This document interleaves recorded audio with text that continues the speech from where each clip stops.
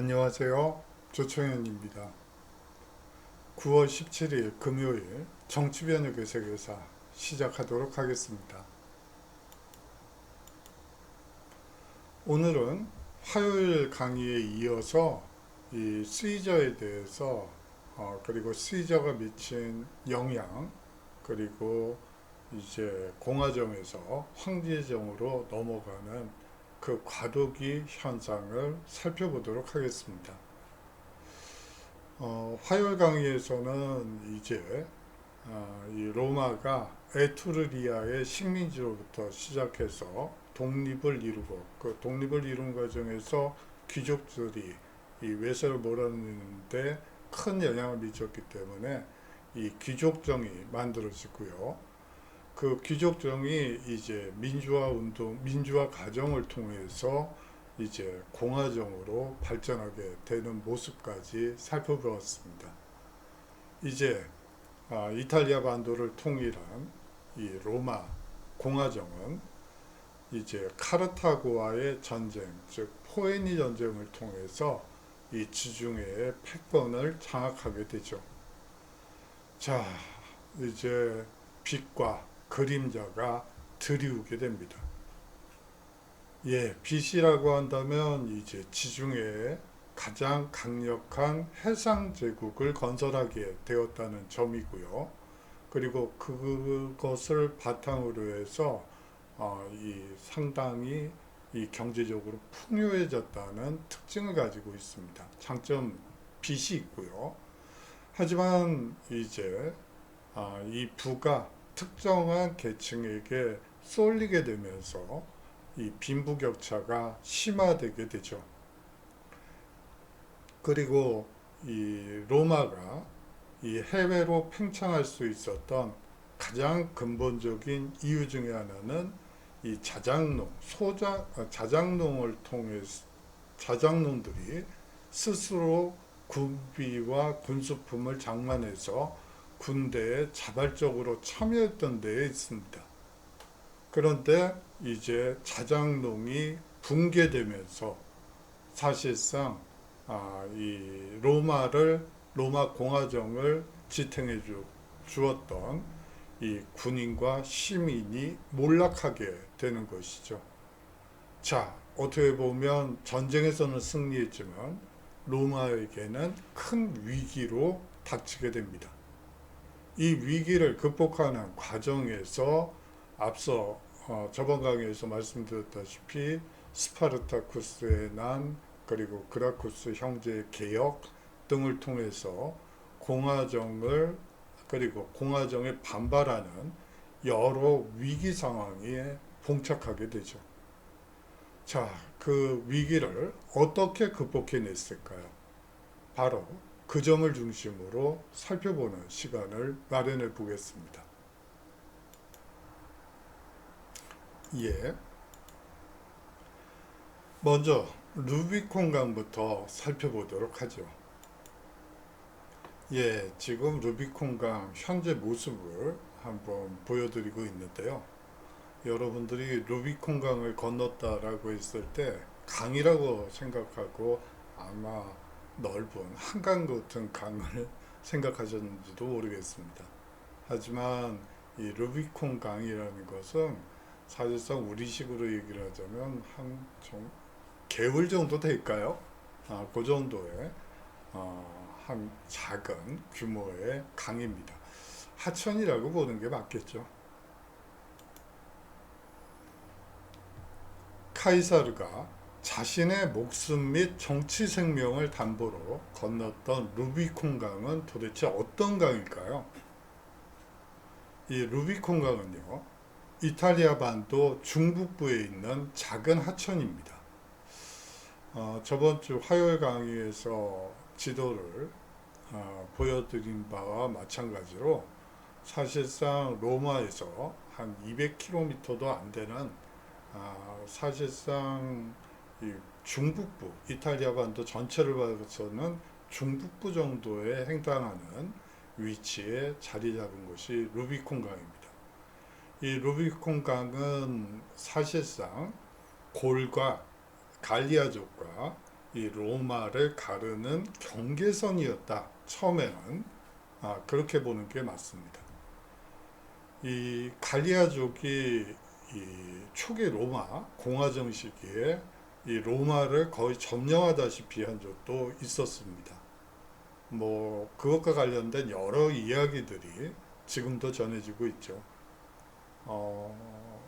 뭐 약간 옆으로 새는 얘기지만 그 당시에 이 거위들이 사실상 그 갈리아족들이 갈리아가 이 로마를 완전히 점령하고 사실상 한 언덕만 차지하지 못한 상황이었어요. 거기서 이제 이 로마군이 농성전을 펼치는데 사실상 그 당시에 군견들 그리고 로마 병사들은 전쟁에 지쳐서 거의 한 달 이상 농성전을 하고 있었기 때문에 지쳐서 잠을 자고 있는데 거위들이 갈리아의 급습을 알고 뭐 난리가 났죠. 퍼드득 퍼드득 거리면서 난리가 나서 로마를 구했다 해서 이 호국 이 호국의 상징으로 이 거위가 많이 등장하게 돼요. 이 로마 건축물들을 보면 이 거위가 새겨져 있는 모습들을 볼 수 있는데 그것은 바로 갈리아, 이 로마를 점령하려 했던 이 갈리아를 몰아냈기 때문에 거위 덕분에 몰아냈기 때문에 그런 상징으로 호국의 상징으로 그려지고 있죠. 약간 저 옆으로 얘기가 퍼졌는데요. 다시 종합을 하자면 이 루비콘강이라는 것은 갈리아와 이 로마의 이 경계선이었다. 그렇게 처음에 인식하시면 됩니다. 로마 시대에 아르미눔과 카이세나라는 이 두 도시 사이를 통과해 아드리아해로 흘러 들어가는 하천이라고 보시면 됩니다. 강의 모양새나 크기가 아니라 사실상 위치의 상징성이 중요합니다. 즉, 이 갈리아와 이 로마의 국경선이었다라고 여러분들이 이해하시면 되겠죠. 초기에는요, 카이사르가 도하기 이전부터 루비콘강은 이탈리아와 속주인 갈리아 지방을 구분하는 경계선이었습니다. 예, 앞서 설명드린 바 그대로입니다. 군사 원정을 위해 국경 밖으로 나갔던 장군이나 군대가 귀환할 때 공화정에 충성을 다한다는 서약의 의미로 일단 이 루비콘강에서 모든 무장을 해제한 채 루비콘강을 건널 수 있었습니다. 무장하고 이 루비콘강을 건넌다는 것은 공화정에 대한 반역이 되겠죠. 법규화된 원칙을 어기고 무장한 채 루비콘강을 건너 이탈리아 영내로 들어오는 모든 군사행동은 로마 공화정에 대한 반역 행위로 간주되었던 것입니다. 해당 장군이나 군인들은 국가에 대한 반역자로 낙인 찍혀 사형에 처해지는 것이죠. 그렇다면 이러한 모험을 감행하게 된 이유는 무엇일까요? 예, 뭐 사진을 아무리 그림을 찾아봐도 뭐 그럴듯한 그림이 없어서 약간 좀 요 근래에 만들어진 그림이긴 하지만 한번 좀 느낄 수 있지 않을까 해서 가지고 와봤습니다. 이러한 원칙을 누구보다도 잘 알고 있었을 이 카이사르는 왜 루비콘강을 건너는 모험을 했을까요? 당시 그가 처했던 진퇴양난의 상황에서 해답의 실마리를 찾을 수 있지 않을까 싶습니다. 예. 사실상 루비콘강을 건넌 이유에 대해서 나와 있는 자료가 거의 없습니다. 뭐 주사위는 던져졌다 정도가 남아있죠. 뭐 갈리아 전기에도 이 루비콘강을 건너는 얘기는 없습니다. 이 루비콘강을 건너서 처음 도착한 도시에 대한 묘사만 있을 뿐이죠. 그렇기 때문에 사실상 그가 어떠한 입장에서 이 루비콘강을 건넜는지는 이 상황적인 맥락에서 살펴볼 수밖에 없죠. 카이사르가 루비콘강을 도하한 본질은 로마 원로원을 중심으로 자행되고 있던 특권 계층만을 위한 귀족들의 타락한 통치 형태를 그대로 수용할 것이냐, 아니면 쿠데타를 통해서라도 시민을 위하는 통치 체제로 변화시킬 것이냐는 선택의 갈림길에서 이 후자를 선택한 것이라고 볼 수밖에 없습니다. 예, 시대적 상황을 한번 보도록 하죠. 당시 로마 지배층의 정치 지형도는요, 크게 세 갈래로 나뉘어 있었습니다. 첫 번째 그룹은 원로원을 구성하고 있던 귀족들이었고요. 두 번째 그룹은 그동안 카이사르와 뜻을 같이 했으나 그의 급부상의 위협을 느끼고 원로원 진영으로 기운 폼페이우스 세력이 있습니다. 세 번째 그룹은 갈리아 원정의 눈부신 성공에 힘입어 시민의 지지를 받으면서 빠르게 정치적 입지를 강화하고 있던 카이사르 지지 세력 그리고 그룹이었죠. 누구도 동족 상잔을 원치 않았으나 카이사르가 어떠한 행동을 취하든 충돌은 피할 수 없는 현실로 다가오고 있었습니다.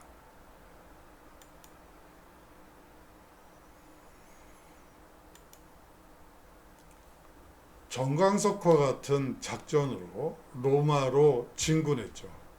예, 루비콘강을 건너고 나서 뭐 거의 정광석화 같은 이 속도로 이 로마로 진군했습니다. 일단 공화정의 심장인 로마를 장악한 카이사르는 가차없이 폼페이우스와 그의 추종 세력을 제압하는 국면으로 돌입하게 되죠. 카이사르는 로마를 점령한 뒤 히스파니아를 평정한 다음 폼페이우스의 거점이라 할 수 있는 동지중해 방면으로 향하게 됩니다. 쌍방간 전투는 주로 그리스 반도에서 벌어지게 되죠. 수차례의 충돌과 조우 끝에 마침내 양측은 기원전 48년 8월 그리스 내륙의 파르살루스에서 최후의 결전을 벌이게 됩니다. 사실상 전력 면에서 본다면 폼페이우스가 훨씬 더 많고 또 전쟁 경험이 풍부한 우수한 전력을 가지고 있었습니다. 사실상 카이사르는 전력상 열세에도 불구하고 이 승리의 여신은 리더에 대한 충성과 상호 신뢰로 똘똘 뭉친 카이사르 군단의 손을 들어주게 되죠. 이집트로 도주한 폼페이우스가 암살당하면서 이 권력 투쟁의 서막은 끝나게 됩니다.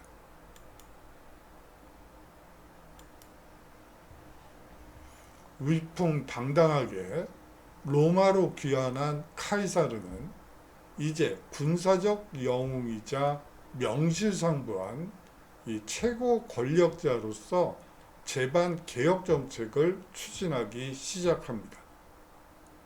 내전 동안 폼페이우스를 지지했던 원로원의 권한을 약화시키고요. 스스로 종신 독재관으로 취임해 국가의 주요 권력을 장악하게 됩니다. 예, 화요일 강의에서 여러분들께 말씀드렸다시피 이 집정관이 이 권력의 핵심이라고 이 행정부의 수장이라고 볼 수가 있는데요. 이 집정관은 매 2명씩 뽑게 됩니다. 앞서 호민관에 대해서 말씀을 드렸는데 이 호민관 역시 1년에 이 10명씩 뽑게 됩니다. 그렇기 때문에 그라쿠스 형제의 경우에도 이 호민관단의 일원이지 그 자체가 호민관이죠. 그렇지만 호민단의 일원이라고 여러분들이 보시는 게 더 정확합니다. 근데 이제 집정관 2명이 이제 예를 들어 전쟁이 나더라도 번갈아 가면서 지휘권을 행사하게 돼요. 그러다 보니까 사실상 강력한 적을 맞닥뜨렸을 때는 사실상 군권이 2명에게 있기 때문에 사실상 적을 대응하기가 힘들게 되죠. 그렇게 되면서 독재관을 1명을 정하게 됩니다. 그렇게 되면서 그 사람에게 모든 권한을 위임하게 되는 것이죠. 군사권과 관련된. 그러던 것을 이제 종신 독재관이 만들어지면서 이제 매 선거를 할 필요도 없고 그냥 거의 독재 체제로 간다고 볼 수가 있겠죠.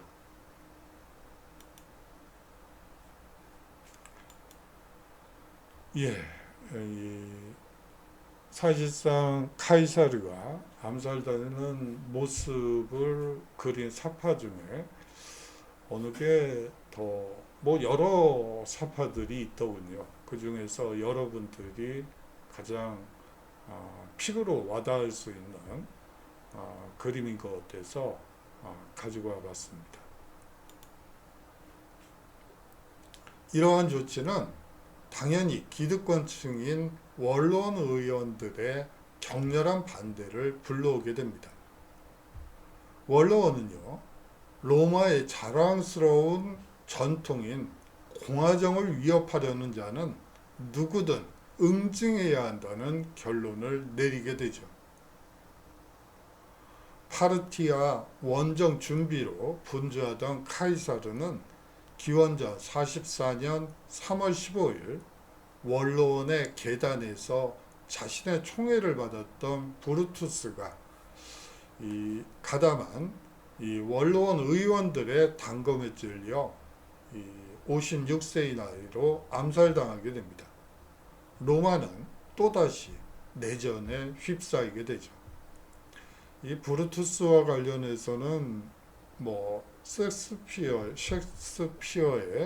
이 소설을 통해서 알려진 부분들이 상당히 많습니다. 이 브루투스 노마저 이런 대사로 유명하죠. 그렇지만 거기서 말하는 브루투스가 여러분들이 알고 있는 그 브루투스가 아니고 또 한 명의 브루투스가 있었어요. 그 사람으로 요 근래에는 연구 결과가 나오고 있어요. 근데 여하튼 그것이 중요한 것이 아니고 이제 카이사르가 이 공화정을 추종하는 세력에 의해서 암살당하게 되었다는 사실이죠. 예, 그렇게 하면서 결국 옥타비아누스의 황제정으로 이 내전이 종식되게 됩니다. 혼란을 수습하고 로마 제국의 기초를 놓은 인물은 카이사르의 양자로서 로마사에서 아우구스투스로 불리는 옥타비아누스였습니다. 카이사르 생전의 염원이 그의 양아들을 통해 달성된 것이라고 볼 수가 있겠죠.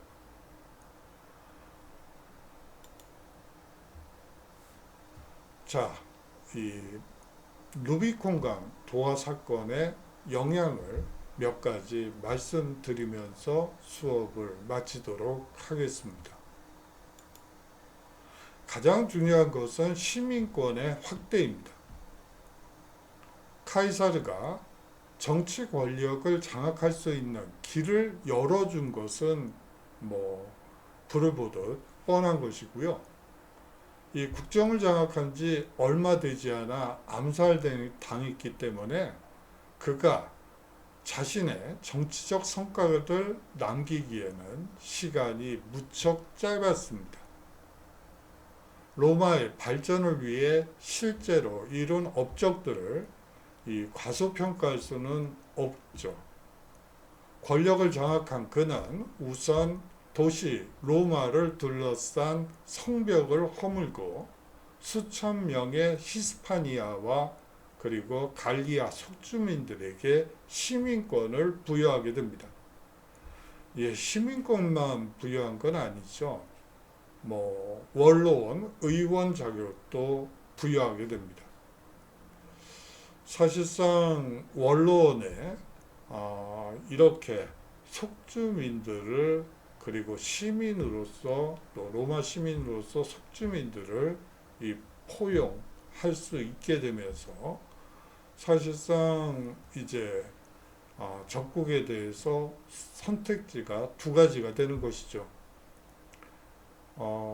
과거의 전쟁에서 특히 아테네, 그리스 시대 전쟁에서 이 선택지는 단지 두 가지밖에 없었습니다.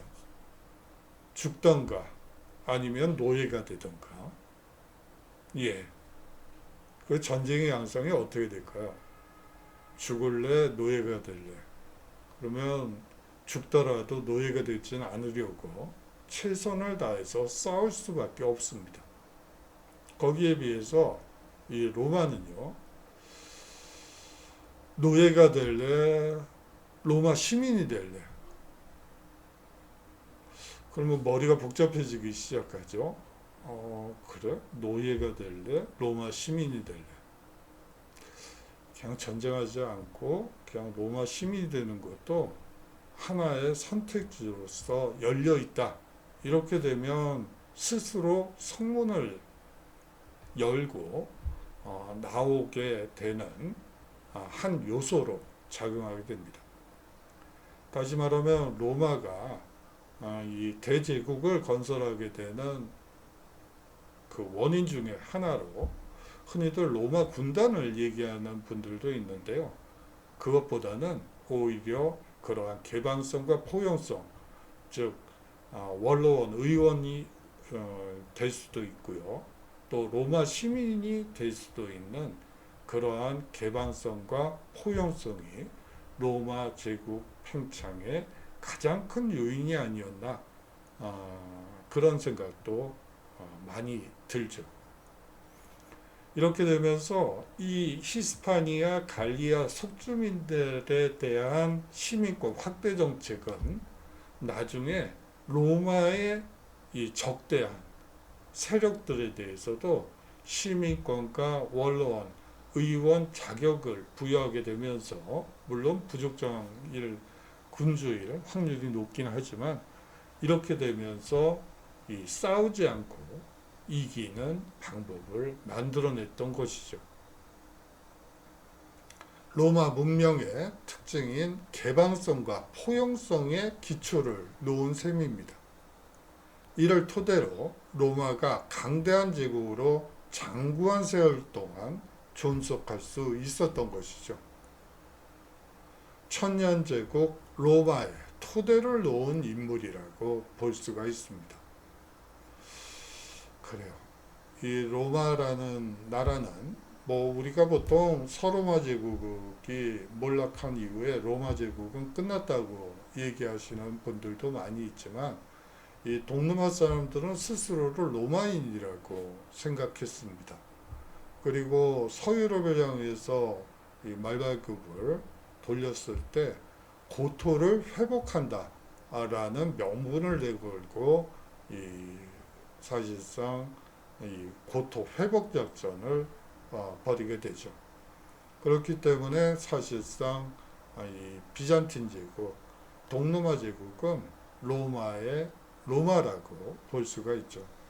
이렇게 본다면 사실상 로마의 역사는 거의 1500년 이상, 뭐 거의 2000년 정도 간다고 볼 수가 있습니다. 바로 그 장구한 세월 동안 나라를 운영할 수 있었던 기틀에는 이 시민권과 원로원, 의원 자격을 이 속주민들에게 개방했던, 그렇게 되면서 인적 자원이 풍부해지게 되죠. 이런 것이 사실상 대제국을 건설하게 되는 가장 큰 밑받침이 아니었나, 저는 개인적으로 그렇게 생각합니다. 예, 다음으로 갈리아 정복도 중요한 요소입니다. 이 국내 개혁 작업보다도 이 국내 개혁 작업에서 사실상 이 가장 중요한 것은 그라쿠스 형제들이 얘기했던 이 토지법을 이 카이사르가 통과시켰다는 점이 가장 큰 개혁 작업입니다. 너무 많은 토지를 이 귀족이나 원로원에서 차지하는 것을 방지하고 이 작은 땅이라도 이 모든 시민들에게 나누어 주려는 그러한 정책이 카이사르의 인기 비결이었죠. 예, 그렇게 해서 이 토지법 개혁이 달성되게 됩니다. 하지만 국내 개혁 작업보다도 향후 로마 제국의 발전을 위해 가장 크게 기여한 점은 로마의 영토를 서북 유럽, 즉 갈리아 지방으로 넓힌 점이죠. 당시 로마의 지도자로서는 드물게 유럽 서북 지방의 잠재적 중요성을 간파하고 직접 군대를 이끌고 정복 과업을 완수했던 것입니다. 오늘날 유럽의 핵심 지역인 갈리아를 이 로마로 편입시킨 것이죠. 당대 경제적 이득은 물론 이후 그리스, 로마 문명이 오늘날 유럽 문명의 중심축으로 뿌리 내릴 수 있는 계기를 마련하게 됩니다.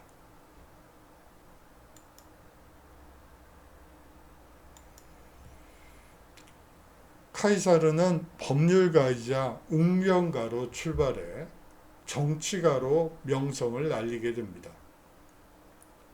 로마의 지배자가 될 수 있던 실질적 요인은요, 사실상 로마 군단 병들의 존경과 충성을 얻은 위대한 장군이었다는 사실입니다. 총독 겸 군 사령관으로서 4개의 로마 군단을 지휘해 갈리아에서 9년이라는 세월 동안 정복전쟁을 수행하면서 그는 결단력, 추진력, 신속한 상황 판단 등 탁월한 용병술과 특출한 리더십을 터득하게 되죠. 내란의 소용돌이에 휩쓸렸을 때 그를 최종 승자로 만들어준 숨은 원동력도 이러한 야정 경험이 아니었을까 하는 생각이 듭니다. 이 밖에도 이 카이사르가 남긴 업적 중에 대표적인 것은 율리우스 력을 만들었다는 점이죠. 이 율리우스 역의 사실상 7월은 카이사르 본인이고요.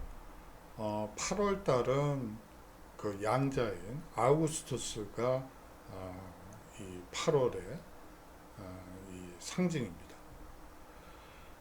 예, 뭐 그 정도로 하도록 하겠습니다.